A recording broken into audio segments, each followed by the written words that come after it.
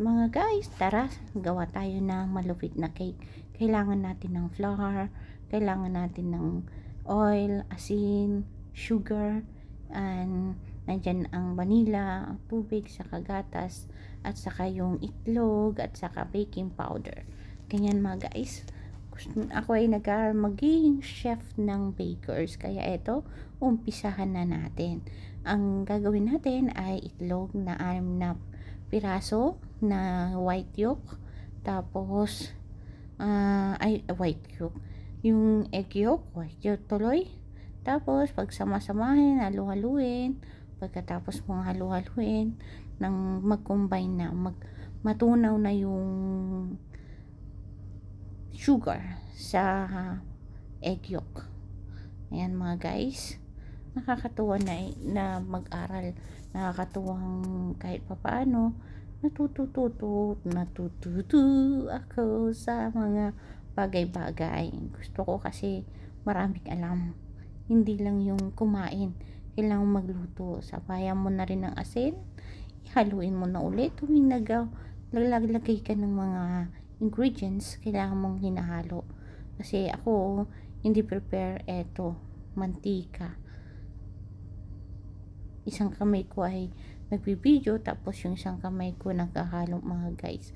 Ganyan muna tayo ngayon sa ngayon, kasi nasira yung hawakan natin ng ating cellphone. Kaya kailangan habang tayo ay nasa journey ng pag-aaral mag-bake, dahan-dahan. Kaya pinapakita ko lang sa inyo mga guys, ano yung magkamasunod-sunod na ginagawa ko. Yung mga liquid na ingredients mo na ang magkakasama. Okay? Tapos ng mga egg, tapos yung baking powder na rin, tapos kakaluin ko na ulit yan. Ganyan, isang pack ng 10 grams ng baking powder ang nilagay ko dyan mga guys. Kasi nag-request yung brother ko na gusto niya daw ng kumain ng fluffy cake. Sige, pinagbigyan ng luho. Kasi alam mo naman, minsan maglambing lang yung mga utol ko. Kaya yan, pinaggagawa ko si Mark Anthony Sullivan. Hindi ko masyadong dinadamihan ng sugar pag mga pagkain lang ng mga kapatid ko mga guys. Kasi nag-iingat na rin kami sa sugar. Yan, kasama na ng vanilla, kunting para magkaroon ng mas mabango at malinamnam yung vanilla mga guys. Kaya naglalagay din ako niyan. Kaya halo-halo ng halo. Kahit pa paano natututo akong mga kaibigan ko.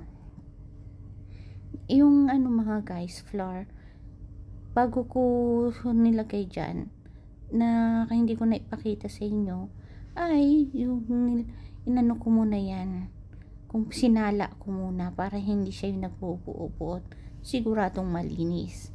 Ayan mga guys, ang gamit kong flour ay ang cake flour para mas smoothie and yummy ang ating kalalabasan ng ating cake. Ganyan. Kaya hinalo-halo ko. Kung ma-achieve mo na yung yung parang creamy na yan, makikita mo hindi na siya malapsaw.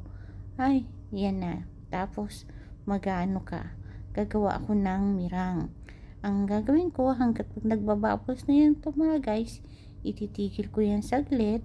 Tapos maglalagay ako ng konting suka. Wala kasi akong cream of tartar, kaya ang gamit ko ay ang dato puti. Tapos yan, i-continue natin ang paghahalo-halo ng ating mirang. Tapos pag nakikita kong mapula-bula na mga guys, ay i-ready ko rin naman yung sugar. Yung sugar ay dahan-dahan din para mas lalong maging smoothie yung kalalabasan ng mirang natin. Ititigil ko na, tapos konti-konti lang. 1/4 ng sugar ang ginamit ko para mas sarap. Ayan mga guys, natutuwa nga ako dito mga guys, kasi sabi ko, ang mahal ng cake sa panahon ngayon. meron namang oven, meron namang kailangan materyales, kaya try natin gumawa. Pag natuto, patuwing birthday na ng mga pamangkin ko, ako nang gagawa. Kaysa yung bibili pa ng mga mahal na cake, kung ma-achieve mo rin naman yung sarap at fluffy na cake na kagaya ng binibenta sa labas. Kaya, ganyan mga guys. Ano mo ng konti-konti para madaling matunaw at hindi siya mabibigla yung mirang mo.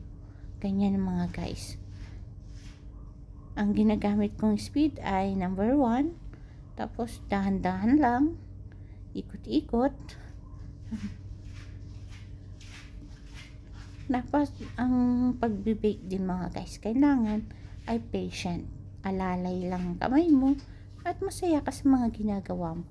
Ayan na-achieve ko na yung gusto kong ma-achieve. Ititigilan natin. Pagkatapos ay ating pagsasamahin.